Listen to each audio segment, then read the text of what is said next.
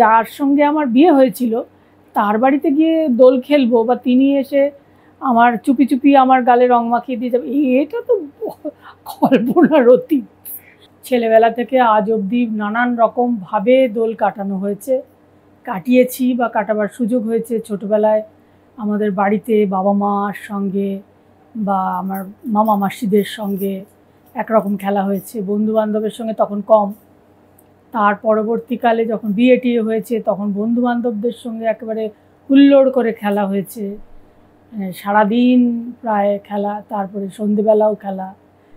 সে মানে হোলিটা থামতো না, মানে সারাদিন ধরে রাত্রির ধরে যতক্ষণ না ঘুমিয়ে পড়ছি ততক্ষণ পর্যন্ত চলতে থাকতো। তো এইরকম হোলির স্মৃতি প্রচুর প্রচুর আছে। বাদুড়ে রং তো ছোটোবেলায় আবিরই হতো অলওয়েজ, মানে অন্য কিছু আসতোই না বাড়িতে। আর বড় হওয়ার পরে তো কী দিয়ে যে খেলা হয়েছে আর কি দিয়ে খেলা হয়নি সেটা বলা খুব মুশকিল। রং তো হতোই, মাদুরে মাথায় কী সব দিয়ে দিত, শাওয়ার যতই জল পড়ছে মাথায় তত রং বেরোচ্ছে, মুখে আবার এরম এরম লাইন হয়ে যেত, জল বেরোচ্ছে, রঙিন জল, অনেক রকম হয়েছে। যখন দোল খেলা হতো এবং তার আগে থেকে প্রস্তুতি কি কিছু নিতে হতো, আর কত রকমের আবিরের রং তখনকার দিনে পাওয়া যেত যে সময়? আগেকার দিনে আবির রং খুব একটা ছিল না, লাল তো ছিল আর তার সঙ্গে পিঙ্ক ছিল, আর খুব বেশি রং ছিল না। এখন এত আবির দেখে কিছু মনে হয় যে আবার যদি ফিরতে পারতাম এরকম? একদম না, একদম মনে হয় না। আসলে সেটা হয়তো অনেকটা আমরা এখন পরিণত বুদ্ধি বা অনেকটা ম্যাচিওর্ড হয়ে গেছি, সেই জন্য ওগুলো মনে হয় না। কারণ ওগুলো ভেবে তো কোনো লাভ নেই যে আবার সেগুলো ফিরে আসবে না, কখনোই যেটা চলে যায় সেটা চলেই যায় আর ফেরে না, ওগুলো স্মৃতি হয়ে থেকে যায়। সেরকম ঠিক আমাদেরও কাছে স্মৃতি হয়ে থেকে গেছে, থেকে যাবে।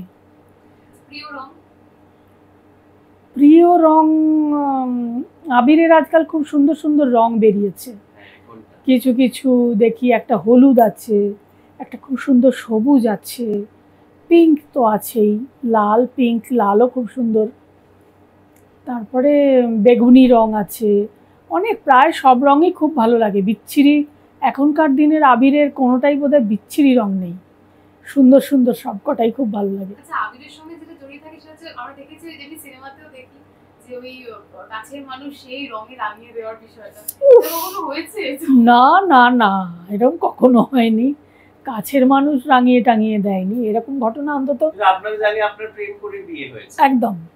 তাহলে সেক্ষেত্রে সেই মানুষ প্রথমে এসে রং লাগাবে সেরকম কিছু নেই? না, প্রেম করে বিয়ে হয়েছে তো অবশ্যই, এবং সেটা একটা মানে ভীষণ লুকোচুরির প্রেম ছিল, মানে আমার বাড়িতে আপত্তি ছিল বাবা মার, কাজেই সেই সুযোগটা, আর আমাদের ছেলেবেলাটা তো অনেকটা আগে, তখন এত ছেলেরা এসে মেয়েদের মুখে রং মাখিয়ে দিচ্ছে এই সুযোগ আমরা পাইনি। বিশেষ করে আমার বাড়ি আবার ভয়ানক কনজারভেটিভ, বাবা মা আমাকে বাড়ি থেকে একলা বেরোতেই দিতেন না, কাজে কোনো বন্ধুর বাড়িতে গিয়ে আড্ডা মারবো এসবও ছিল না, সব জায়গায় বাবা মাকে সঙ্গে করে নিয়ে যেতেন।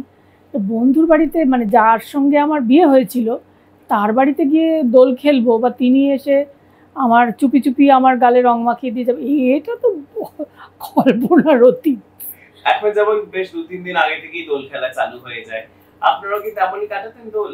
না, দোলের দিনটা দোলের দিন, একদিনই খেলতাম, সকাল থেকে রাত্রির অবধি হই হই করে চলতো দোল, ব্যাস। ওই বাবা মার কাছে যখন ছিলাম আমাদের বিকেলবেলার ম্যাক্সিমাম সন্ধেবেলা অবধি হতো খেলা, তার বেশি আর নয়।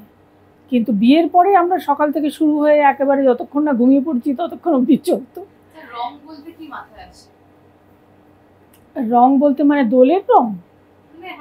আবির, আবির, একদম আবির ছাড়া অন্য কিছু মাথায় আসেই না। দোলের রং মানেই আবির।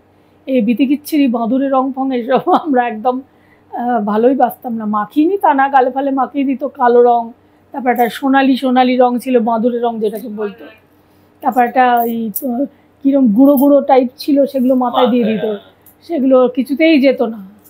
সেসব ছিল, রং ছিল না এমনটা নয়, সেগুলো আমরা মেখেওছি, মাখানো হয়েছে আমাদের, কিন্তু আমি কাউকে সেগুলো দিইনি, বা আমি আবিরটাই বেশি পছন্দ করি। আর এই যে দোলের সময় জেনারেলি আগেকার দিন যেমন থাকতো যে পুরোনো জামা কাপড় পরে দোল খেলা, আর এখন যেমন সবাই একটা বলিউড স্টাইল, সবাই খুব সাদা জামা কাপড় পরে দোল এখন খেলতে। অনেকে জামা কিনে আবার সেটা হোলিতে। হ্যাঁ, তো আপনারা সবাই একটুখানি বলুন তো কিরকম শুনতে ছিল? পাচ্ছি সেরকম হচ্ছে, নতুন জামা টামা কিনে দোল খেলতে যাচ্ছে, কিন্তু না, আমাদের সময় এসব বলিউড স্টাইলটা তখনও এত বেশি ইনফ্লুয়েন্স করেনি আমাদের সমাজটাকে আর কি।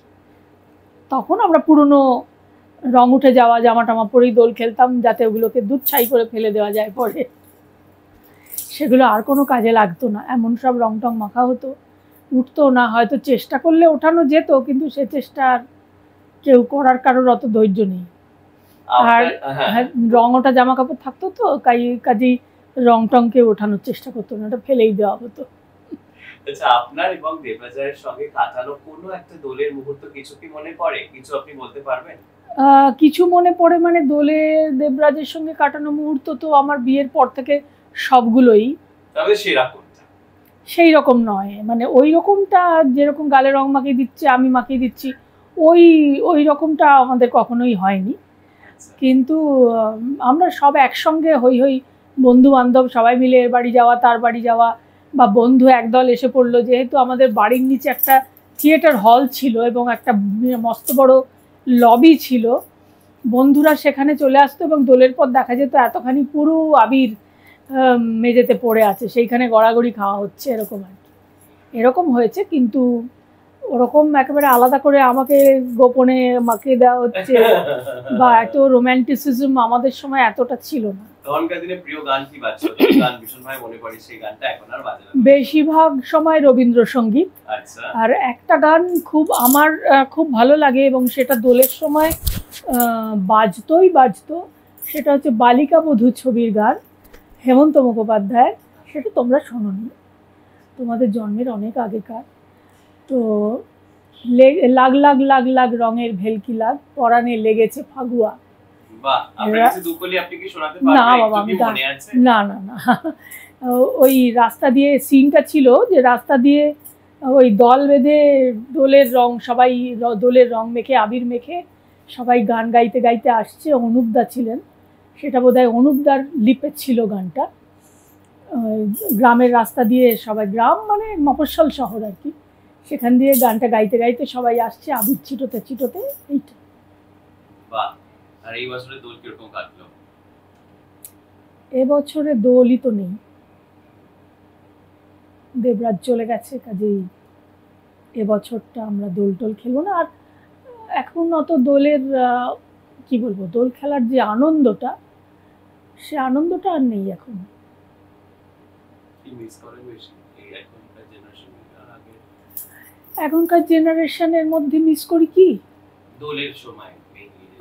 মিস করি কি বলবো না, মানে একটা নান্দনিক ব্যাপার থাকতো আমাদের যেমন দোলের মধ্যে, যেমন এই যে এতক্ষণ ধরে বললাম রবীন্দ্রসঙ্গীত বাজবে, আবির মাখা হবে, মিষ্টি খাওয়া হবে, হ্যাঁ, সেইটা এখন মিসিং। পায়ে আবির দেওয়া, অবশ্যই গুরুজনদের পায়ে আবির দিয়ে খেলা শুরু হবে, ঠাকুরের পায়ে, কৃষ্ণের পায়ে আবির দিয়ে খেলা শুরু হবে, এগুলো একটা রীতি রেওয়াজ ছিল, যেটা এখন খুব একটা পাওয়া যায় না, মিসিং বলা যায়।